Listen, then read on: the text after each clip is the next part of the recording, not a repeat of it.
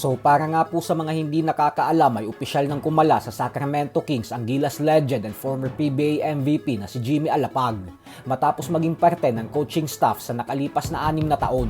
Lubos na nagpasalamat si Alapag sa ibinigay na oportunidad ng Kings sa kanya, kung saan sinabi nito na isang imposibleng pangarap umano para sa kanya dati ang makapag-coach sa NBA. Pero dahil umano sa Kings ay nagkatotoo ang pangarap na ito.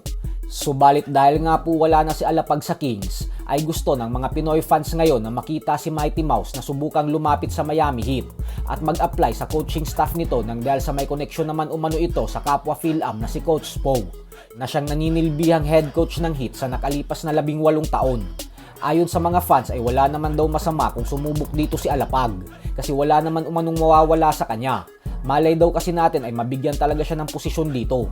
Ganun pa man ay kung sakali man umano na walang maibigay na posisyon kay Alapag sa coaching staff ng Miami Heat, ay mas mabuti pa rin daw kung ipagpatuloy nito ang kanyang basketball coaching journey sa Amerika.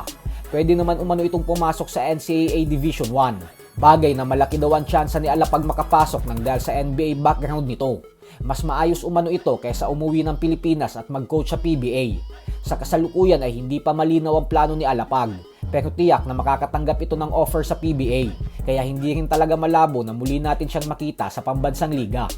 Sa kabilang banda naman mga idol ay hindi nga lamang po ang mga Pinoy basketball fans ang napapahanga sa tibay at galing na ipinapamalas ng TNT import na si Bolbol sa kasalukuyang PBA Commissioner's Cup, kung saan pinatunayan talaga nito na tunay ang sinabi ni Coach Yeng Guiao na walang katapat si Bol sa PBA, kasi kahit sinong import umano ay mismatch talaga dito.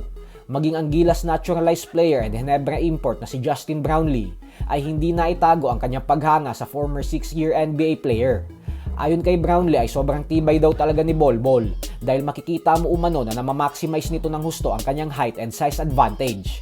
Sa katunayan nga daw ay yung ipinapakita ni Bol na performance sa PBA ay ngayon niya lang daw ito nakita dahil kailanman ay hindi pa umano siya nakakakita ng ganitong klaseng player sa personal. Paliwanag ni Brownlee na sa madaling salita umano ay unstoppable talaga si Bolbol at isa daw ito sa mga dahilan kung bakit ang ganda ng nilalaro ng TNT sa konferensyang ito. Habang ang teammate naman ni Bol na si Calvin Oftana ay sinabing nasasanay na daw ngayon ang import nila sa pisikalan ng liga, kaya lumalabas na talaga yung tunay na laro nito. Kung atin po kasing matatandaan ay noong mga first few games nito ay nagrereklamo ito na sobra daw ang pisikalan na ginagawa sa kanya sa PBA, pero ngayon ay nakakasabay na ito. So hanggang dito na lang po muna tayo mga idol.